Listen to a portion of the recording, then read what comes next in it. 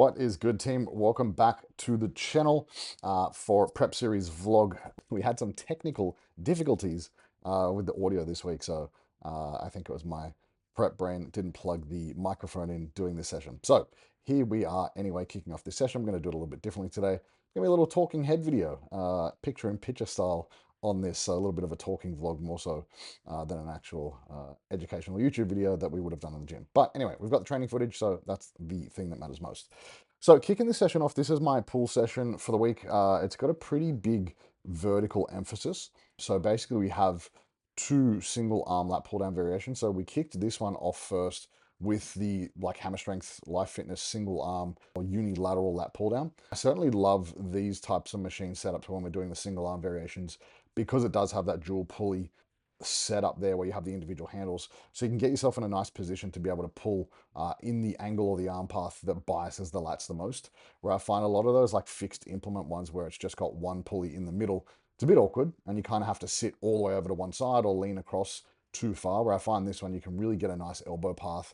You can lean in and get a big stretch on the lat, which is really, really nice just to kind of get the most out of this movement. And obviously we're really trying to bias the lats with this exercise here. So, finding positions that are more advantageous for that, certainly something that I prefer to do. So now moving on to how many sets and reps, we basically just did 2 sets, 10 to 15 reps here. And it was a new gym as well, so it's kind of, a bit of mucking around. And I've spoken about this on the channel heaps of times, just around if you're training in different gyms or new environments, it's an opportunity to try new exercises, which is great from a development standpoint, because like I've spoken about heaps of times, you'll have exercises that bias different muscles specifically or different portions of different muscles. So again, great opportunity to just try new stuff. So it was kind of figuring out like what load I needed to use for this. And again, I've spoken about this before in terms of load selection. So obviously logbook progression is key. And if you are using the same exercises, the same machines all the time, it's pretty damn, straightforward to just choose the same load as you did last week and add a couple of reps or do a little bit heavier. So on this one,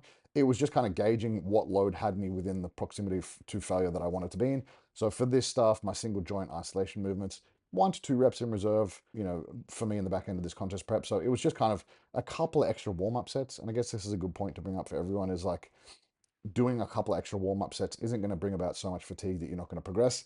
It's just kind of, doing a couple of reps just to find that load that's going to be, have you in that RIR range. So anyway, we knocked out 2 sets, 10 to 15 reps there. And then just because the way the gym was laid out, there was someone using one of the machines. Again, I actually spoke about this in the video, so it's ironic that I'm doing it again. Where if you're training in a gym that like the machine that you want next isn't free, so like in the sequence that you have it laid out in your program, it doesn't matter. And I suppose even to kind of bring this point up or drive it even further, the benefit of like this being a vertical pull session means that most of the volume is biased towards lat pull down variations. And then I did only have 1 set here on the chest supported row, so the horizontal row variant, which is kind of a nice way to break it up. So, my lats were cooked after the single arm lat pull down. So giving them a break just by simply going to a different exercise that biases more rear delts upper back gives the lats, a chance to kind of recoup and regenerate before I go and hammer them again on my next exercise. So this heavy chest supported row was just one hard working set, 8 to 12, had 4 plates either side here. Again, I haven't done this one in a long time. If you guys have been on the channel more recently, you would have seen me using the prime chest supported row, which I really like because of the ability to bias loading profile. So more lengthened position, mid position, where this one is really shortened bias. So the load kind of drops off towards the stretch and then it gets really hard as you pull it back to you. So it certainly makes it a lot more fatiguing and a lot harder to finish your set. So you will typically fail in the mid portion or the end portion, and you won't be able to lock out, which is, not the best, but again, we make do with what we've got. So 1 working set there, 8 to 12, and then we moved on to our next unilateral vertical variation. So this one, I had been doing at Nexus on the Nautilus Nitro pull down. And if you've ever used that, it's a really cool machine, really nice resistance profile, again, specifically to bias the lats. So with this one, it's a pretty similar setup. With the Nautilus Nitro pull, it does have those swiveling or rotating handles, so it does give you the option to kind of find a nice position that feels comfortable on the wrists and the elbows. This one being a fixed supinated grip was actually pretty comfy, and I find that the supinated grip variations tend to bias the lat a little bit more just because the arm path does kind of cross in that plane and allow you to draw the elbow down. So again, that was 2 sets, 10 to 15 reps, really biasing the lats there. And my lats were absolutely torched after this. So back was done. We had a total of 5 working sets and then moved on to our first bicep variation. So if you guys have been watching my pull sessions, I've had this exercise variation in for a long time. This is the single arm dumbbell curl. And I had the last 2 weeks, actually, the last 2 or 3 weeks, I was stuck at like 22.5 kilo dumbbells. And I had just been adding a rep every week. So it literally came up from like 8 reps, 9, 10, 11, 12. And then I ended up hitting 13 last week. So one above my target.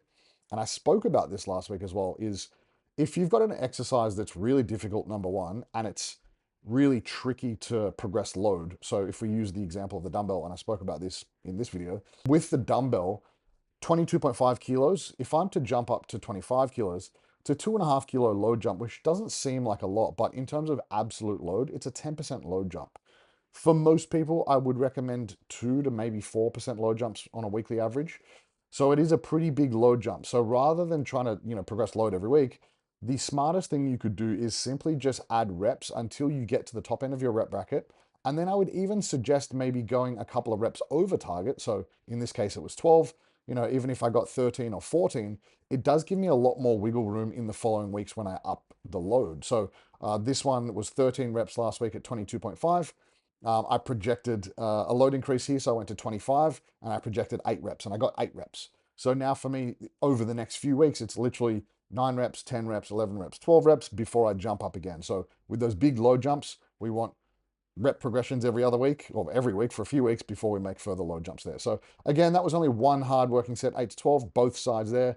And you'll notice the setup here is a lot more stable for me now as these dumbbells get heavier, because if you've ever done this exercise, it feels like it's going to rip you off the bench. So holding onto the bench this way with the bench sideways, certainly a lot more stable and allows me to get much more output on my bicep curl, and obviously just bias that bicep in totality. So moving on to our next movement was the arm abducted or arm supported cable curl, 2 sets, 10 to 15 reps here. Again, this was just more so finding a load that had me, around 1 rep in reserve or pretty close to fail. Single joint isolation, cable movement, no risk of injury, no crazy risk of, peripheral fatigue or any sort of major post-workout fatigue. So I went pretty hard on this. Couple of warm-up sets to figure out the working load that I needed to be at. And then I just ripped into this both sides, 2 sets, 10 to 15 reps. And you'll notice here as well, even just with the cable height, I tend to have the cable height pretty even, like with the height of my shoulder. So it is even throughout. It's a little bit more short and biased, and it does drop off at the lengthen position just by virtue of the movement. So again, looking at like exercise variations across the week, I've got stuff that biases the shortened position and the mid position. So a great way to kind of divvy up your training just to get, the most out of your bicep work. Last couple of exercises to finish off here was just some delts. So again, with higher volumes, we probably need to do more frequent training, and with more frequent training, allows us to do higher volumes. So for me, delts and sort of back were a priority in this last couple of mesos. So I was hitting delts, 4 out of 5 days. And there's certainly no reason you couldn't do that, because the delts can take a hammering. They certainly recover quite quickly just because they're such a small muscle group. They don't take on much muscle damage. So hitting this at the back of the session, delts are really, really fresh. Obviously, back and biceps are fatigued now. So we can get into the delts, get some good work done there. And that was just 2 working sets, supersetted with the cuff cable lateral raises with the rear delt machine fly. Again, both 2 sets, 10 to 15 reps. Nothing overly fancy, nothing crazy. No advanced training techniques, no drop sets, just a plain old-fashioned superset or antagonist paired set. Again, the rationale for that is there's no magic to it. It's just a time-saving technique, so you can pretty much just get more work done in the same amount of time. So I basically did 1 set of the lateral raise, went straight over to the rear delt fly, and then rested a minute. So within 2 working sets of this superset, it's probably the equivalent of like 4 straight sets. So it's pretty much, reduced my training time by like 50%, which in all the research around hypertrophy training, looking at supersets and things like that, that seems to be the rationale, is you kind of, improve workout efficiency and reduce training time. And that's kind of the main benefit of using stuff like those antagonist paired sets. But I hope you guys enjoyed this one. It was a little bit shorter than usual, but we make do with what we've got. So as always, guys, I appreciate the support on the channel. It means the world to me if you like, comment, share, and most importantly, subscribe to the channel. And we'll be back in for our regular programming as of tomorrow for Friday. I believe we've got some upper body, so that'll be a fun session.